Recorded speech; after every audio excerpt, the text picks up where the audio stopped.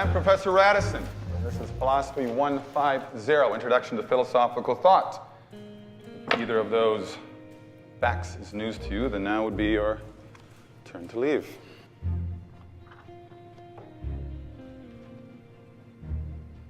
I understand some of you are here to satisfy your liberal arts elective requirements. If you're looking for an easy grade without much work, well then, now would be your turn to leave. So you've now enrolled at a university. You'll be expected to produce university-level work. I'm out.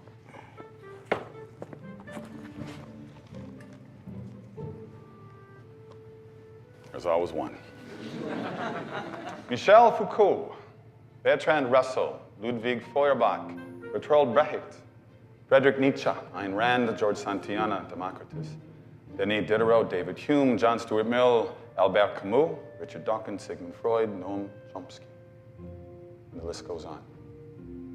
Philosophers, poets, scientists, authors, towering intellects, all of them. But what do they all have in common? Yes? They're all dead. Well, that would be incorrect. Mr. Dawkins and Mr. Chomsky are still very much alive. Mr. G-Dog, Gerard Trigger. Mr. G-Dog. Anyone else?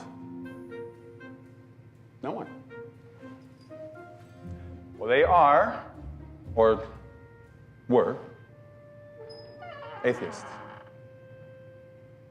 Based on the 16th century French atheisme, from the Greek theos, meaning God, and from the prefix a, meaning as it always does in Greek, without. In short, each of the thinkers I named took the strong position that there is no God, as opposed to the weak position of agnosticism. Gnostic from the Greek gnosos, to know, and again with the prefix a, meaning to not know, or more accurately, to doubt the existence of a supreme being.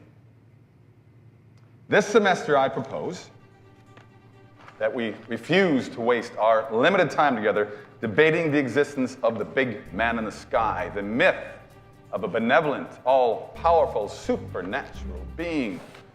This is, of course, a metaphor, but an illustrative one, meaning not that God has somehow died, but rather that he never existed in the first place. Other than in the depths of our forebears' imaginations, he was a useful fairy tale in ages gone by, when his fiery anger was used to explain away plagues and crop failures, diseases and disasters, which we now ascribe to bacteria and viruses, chromosomal disorders and plate tectonics. In short, science and reason have supplanted superstition, and we are all the better for it.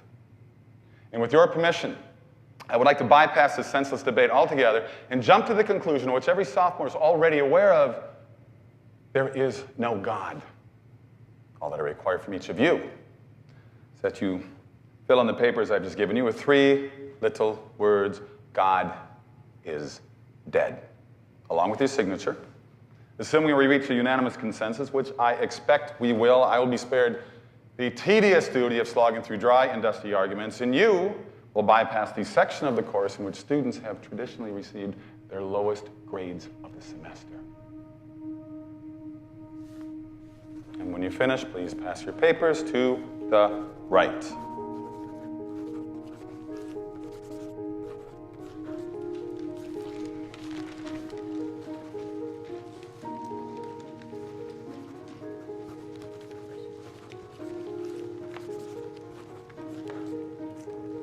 Thank you.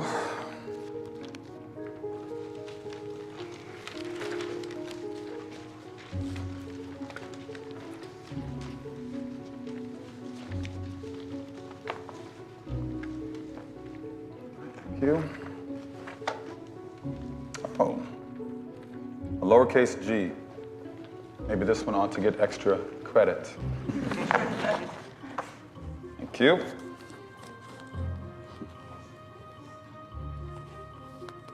Excuse me, Mr. Wheaton. Josh Wheaton. Mr. Wheaton, is something wrong? Yeah, I can. I can't do what you want. I'm a Christian. No, don't worry. You can still go back to your dorm room and sink to your knees and pray at your bedside if you'd like. What you do in your personal life is your business, but what you do in this class is mine. I can't.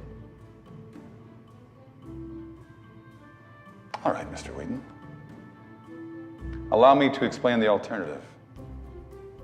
If you cannot bring yourself to admit that God is dead for the purposes of this class, then you will need to defend the antithesis, that God is not dead, and you'll need to do it in front of this class from the podium.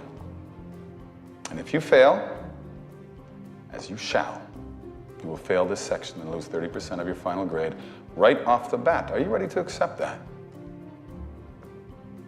Well, who would decide whether I won or lost the argument? Well, I would. It's not my class, my rules. Grading is my prerogative.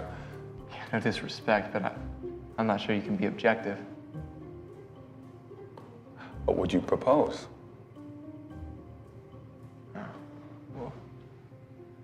What about them?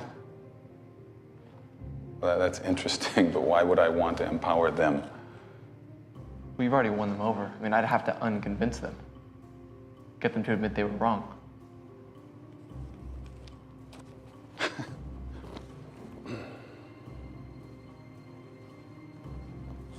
All right.